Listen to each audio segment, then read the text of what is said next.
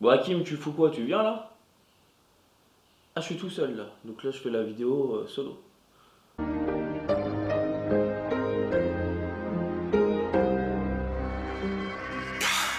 Hey, yeah, yeah.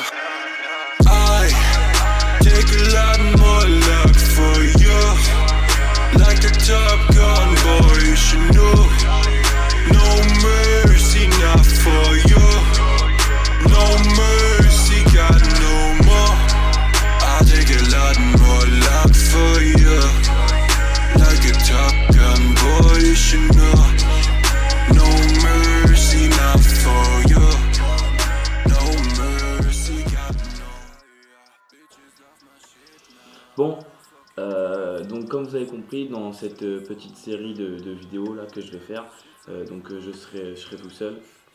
On va parler de ma préparation pour 2020. Donc vous allez voir plusieurs phases. Donc là, on est dans la première phase, on est dans la phase de stabilisation. Ensuite, il viendra la phase de prise de masse et ensuite la phase de sèche. Donc en fait, je vais vous expliquer un petit peu, je vais vous montrer ce que je fais en termes d'alimentation, d'entraînement, de complémentation. Donc ça sera des vidéos spécifiques et de temps en temps, je ferai des petits vlogs pour vous voyez dans une journée comment je mange, voilà une petite vidéo en fait, de mon quotidien. Du coup, aujourd'hui, pour commencer, vu que j'ai beaucoup de demandes, en fait, je vais faire une vidéo sur les compléments alimentaires, sur ce que j'utilise. Alors, on va commencer donc une base que je prends, que ce soit le matin ou le soir, ça dépend. Donc déjà, je prends de la vitamine D3. En gros, on appelle ça la vitamine du soleil. On est tous en carence, surtout les gens qui sont bronzés. On a tendance à croire que c'est eux qui ont moins de carence alors que c'est les plus carencés. Donc je prends vitamine D3. Ne vous fiez pas aux marques que j'utilise parce qu'il y a souvent des packaging qui ne correspondent pas aux produits qui est à l'intérieur. Par exemple, je sais que les recommandations en plus elles sont très basses, ce qui fait que par exemple ils recommandent une capsule et moi j'en prends 10 le soir avant de dormir. Voilà le premier complément que j'utilise le soir avant de dormir. Ensuite, j'utilise des oméga 3 enrichis en EPA. Donc faites attention quand vous achetez les oméga 3, n'achetez pas forcément les moins chers, achetez ceux les plus enrichis en EPA. C'est le plus important. Du coup j'utilise deux capsules matin, midi et soir. Ça m'arrive d'en prendre aussi en collation et ça m'arrive de ne pas en prendre quand par exemple je mange du saumon parce que c'est déjà assez riche en oméga 3. Faut se complémenter mais en mode intelligent, ça sert à rien de rajouter si vous avez déjà, ou justement il ne faut pas hésiter à prendre un peu plus que les recommandations, à savoir que les recommandations ne sont pas faites pour des personnes qui font beaucoup de sport, qui transpirent beaucoup. En plus, moi justement, je suis une personne qui transpire beaucoup, donc j'ai beaucoup de sels minéraux qui partent avec la transpiration. Donc, il ne faut pas hésiter justement à se complémenter en ça. Il faut savoir aussi qu'avec notre alimentation actuelle, clairement, ce qu'on mange, c'est des produits de mauvaise qualité. Donc, tout ce qui est nutriments et micronutriments, il y en a beaucoup, il y en a en moins grosse quantité qu'avant. Donc, en fait, on est tous en carence. Ensuite, j'utilise un complexe de vitamine B. Donc il y a B1, B2, B3, B4, B5, B6, B12. Et du coup, je prends un comprimé le soir. Ça aide aussi à réduire la fatigue, ce complément alimentaire là. Ensuite, après tous les entraînements et tous les soirs avant de dormir, je prends du ZMB6. Donc encore une fois, il y a encore une fois de la vitamine B6, mais souvent elle est en très petite quantité, donc c'est pour ça que j'hésite pas à en prendre plus. Il y a du zinc et du vitamine E et du magnésium. C'est parfait pour la récupération, c'est parfait pour le soir, pour dormir. Moi personnellement, c'est un complément que vraiment je vois une différence sur mon sommeil. Le matin, je me sens beaucoup plus en forme quand j'en prends que quand j'en prends pas. Et c'est très important après justement un entraînement, si vous avez beaucoup transpiré, de ne pas hésiter à prendre ça.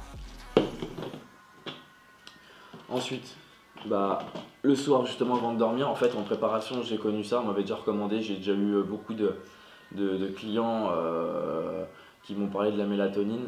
Et donc ça c'est de la mélatonine. Et ça je trouve ça super. En fait j'ai commencé à en prendre quand j'étais en prépa. Parce que à savoir quand on mange pas beaucoup, qu'on s'entraîne énormément, justement on tourne avec beaucoup de caféine parce qu'on est fatigué et tout. La mélatonine ça a changé mon sommeil mais complètement en phase de préparation. Et du coup je me suis juré de continuer avec ça parce que bah, du coup même hors prépa, j'avais pas de problème pour dormir, mais je trouvais que mon sommeil était pas très... Enfin au niveau de la récupération c'était pas terrible. Et du coup depuis que je fais le combo ZMB6 et mélatonine, bah franchement j'ai un sommeil hyper réparateur. Bon ça m'empêche pas de faire des petites siestes de temps en temps, mais franchement ça c'est super. Et ensuite, je prends un multivitamine. Alors, je voudrais justement vous parler d'un petit peu quelque chose sur les multivitamines. Vous êtes beaucoup à acheter des multivitamines hyper blindés, etc. Pour moi, je trouve que ça sert à rien parce que le surplus, vous allez le pisser. Ou alors, après, vous allez avoir les urines un peu comme le produit dans Fort Boyard, là, le truc jaune fluo. Il faut savoir que ça sert strictement à rien. Si justement vous avez un excès dans les urines, ça veut dire que vous avez un excès dans votre corps et que c'est forcément filtré et que à part fatiguer votre corps, vous ne faites rien de plus. Alors justement les multivitamines ça sert à par exemple à réduire la fatigue. Donc si en plus de ça vous fournissez trop de vitamines, justement vous faites l'effet inverse. C'est pour ça que ça peut être intéressant de soit justement choisir chaque vitamine séparée et éviter de prendre une multivitamine, soit justement de prendre un multivitamine qui est bien dosé en tout pour vous éviter d'avoir plein de compléments alimentaires différents.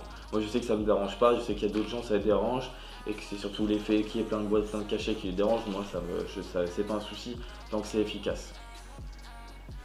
Donc voilà, on va reprendre, mais là cette fois-ci on va être plutôt situé avec les compléments que je prends aux alentours de l'entraînement. Donc le premier complément que je prends avant l'entraînement, c'est l'arginine. Je prends de l'arginine que je mets donc dans mon shaker. Les dosages, ça varie, donc je pourrais pas vous les donner, ça dépend de ce que j'utilise, ça dépend de ce que je mets. Je le combine avec du L-citrulline malate. Donc ça en fait c'est super pour la congestion en fait. Vous avez des bons ressentis au niveau de la congestion. J'aime bien utiliser de la caféine. Encore une fois, ne vous fiez pas au packaging parce que c'est pas cette caféine là que j'utilise. Caféine en capsule. En général, je prends des capsules de 100 mg. Alors justement, quand j'ai commencé, je prenais des boosters, je les surdosais, je remettais de la caféine dedans. Je voulais un truc qui me pète à la gueule. Et justement, je veux plus du tout ça. Je cherche juste à avoir une meilleure congestion à la salle, d'être bien concentré. Ok, la caféine, si vous êtes fatigué, ça vous permet de faire une séance que vous n'auriez pas dû faire. Le souci, c'est qu'aussi, vous êtes dans un état après la séance que vous n'auriez pas dû être. Ce qui fait que en fait, vous êtes peut-être, je vous dis une bêtise, de 30% plus fatigué. Et malheureusement, avec la caféine, des fois, vous avez du mal à dormir. Donc du coup, vous avez un sommeil qui est beaucoup moins réparateur. Ce qui fait qu'en fait, ok, vous avez fait une bonne séance. Mais si vous n'avez pas la récupération nécessaire derrière, en fait, votre séance, même si elle était plus productive que de ce qu'elle aurait dû être, au final, la progression n'est pas là puisque vous n'avez pas la récupération derrière. Alors du coup, j'ai décidé de faire un pas en arrière pour en faire justement plusieurs en avant, c'est-à-dire que de réduire ma consommation en caféine.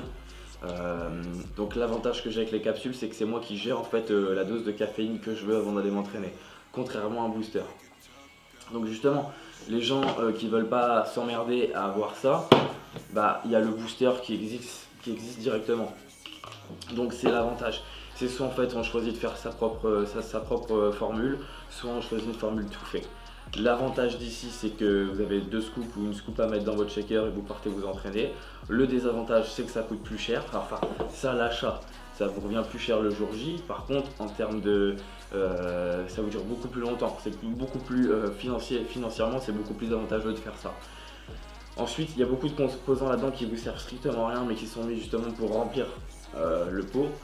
Par exemple, je vois la créatine, souvent les gens se complémentent déjà eux-mêmes aux créatines. Donc en fait, ils vont payer leur créatine, je vous dis une connerie, 20 € le kilo. Sauf que là-dedans, si vous faites le calcul, ça vous revient peut-être à 30 ou 40 € le kilo la créatine. Donc voilà.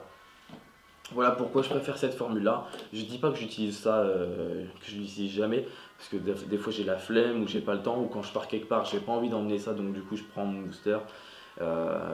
Mais franchement, le problème qu'on a avec les boosters, c'est quand on l'utilise, on voit la séance de fou qu'on fait et on a l'impression qu'en fait on est obligé de prendre ça pour avoir le même type de séance.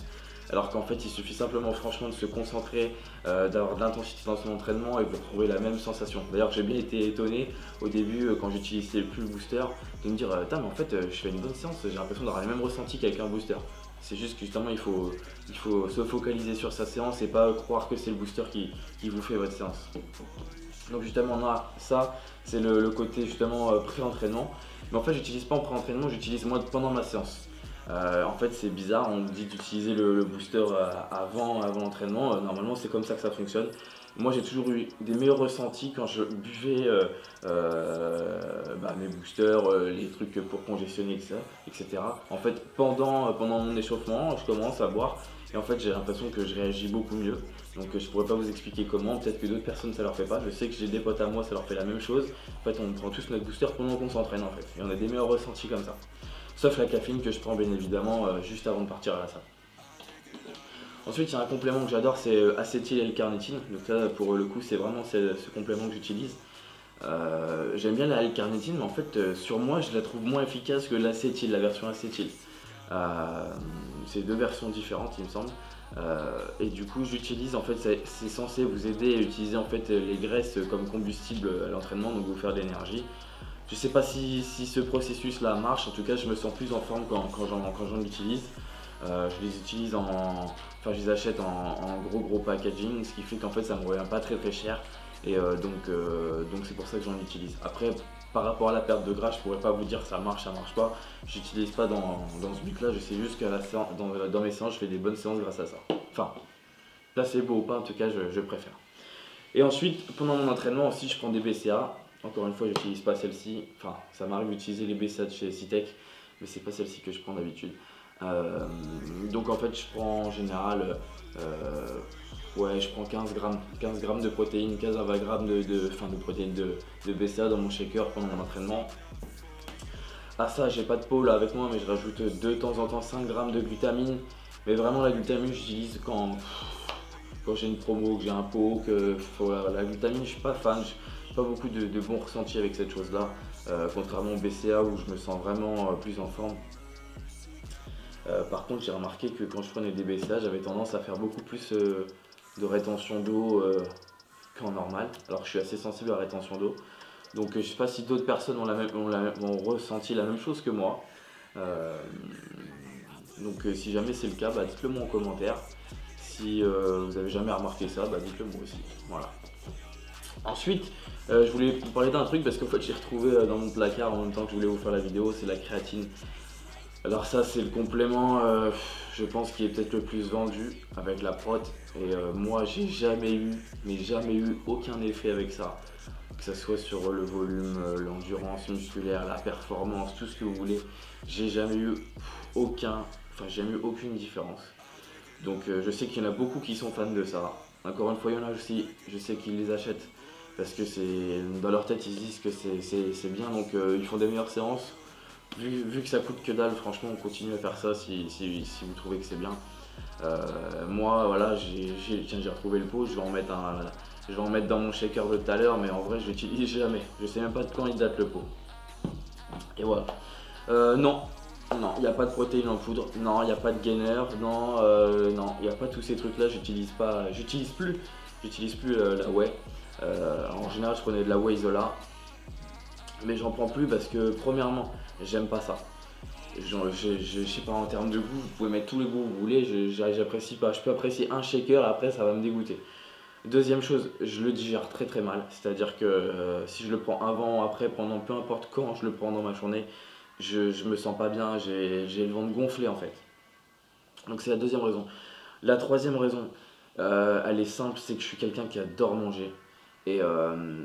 Et pour moi, prendre un shaker, en fait, c'est prendre des calories sans avoir la sensation de manger quelque chose.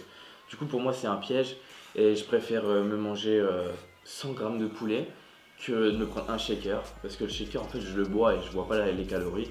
Alors que le poulet, je le mange et j'ai vraiment eu l'impression de faire. J'ai fait mon repas, quoi. Donc voilà pourquoi déjà je ne prends pas de whey. Ensuite, le gainer. Enfin non, déjà, je continue à parler de la whey. Est-ce que je la recommande ou est-ce que je la recommande pas? C'est la question qu'on me pose tous les jours. Si vous êtes incapable de gérer votre alimentation pour faire tous vos repas, pour avoir votre taux de protéines dans la journée, prenez une whey. Financièrement, si vous êtes en galère, prenez une whey. Mais vraiment, pour moi, la meilleure méthode pour réussir, c'est de switcher ce complément alimentaire. Et je pense qu'il y a d'autres choses qui sont beaucoup plus importantes et qui coûtent moins cher que la whey, l'isola, toutes ces choses-là. Ensuite pour le gainer, on en revient à la même chose. Si vous êtes incapable de manger en grosse quantité, prenez un gainer. À savoir qu'un gainer, ça vous revient beaucoup plus cher de l'acheter que soit de vous le faire vous-même, soit que de manger.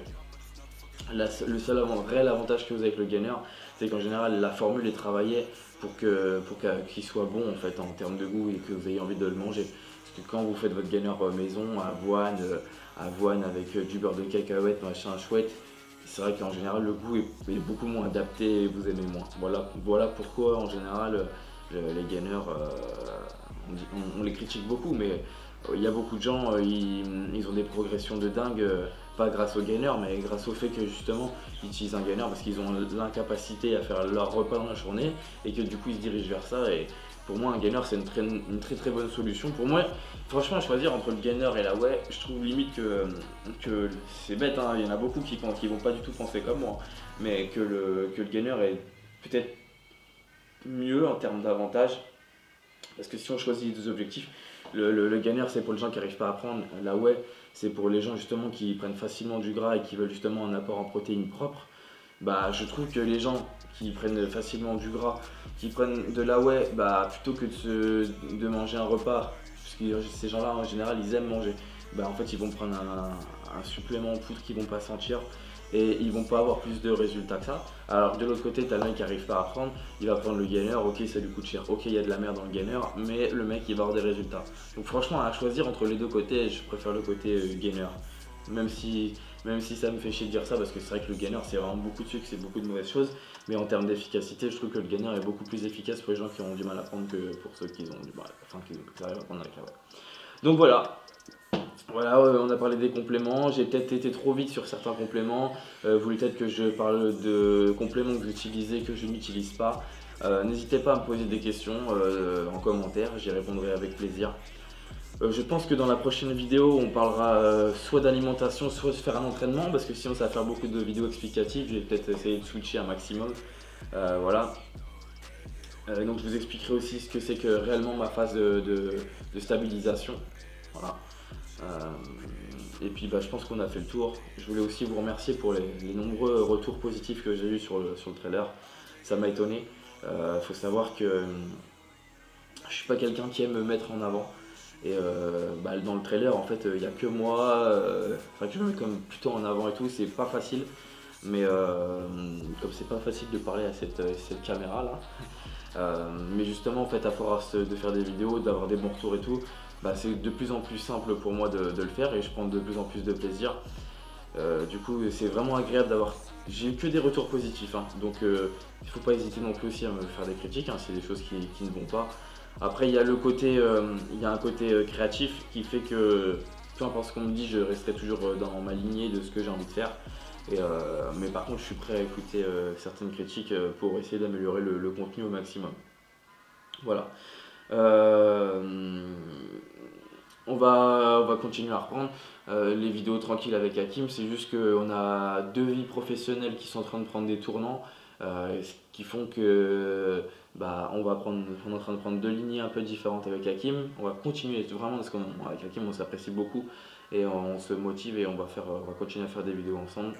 Donc ne vous inquiétez pas là-dessus. Et puis voilà. Bon, j'espère que la vidéo n'a pas été trop longue. Je pensais qu'au final, en fait, j'essayais de chercher un autre contenu à vous faire parce que je pensais que la vidéo allait durer 2 minutes et je vois que là on est déjà à un bon bout de vidéo.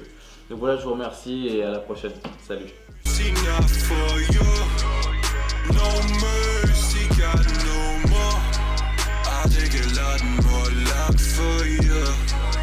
Like a Top Gun boy, you should know.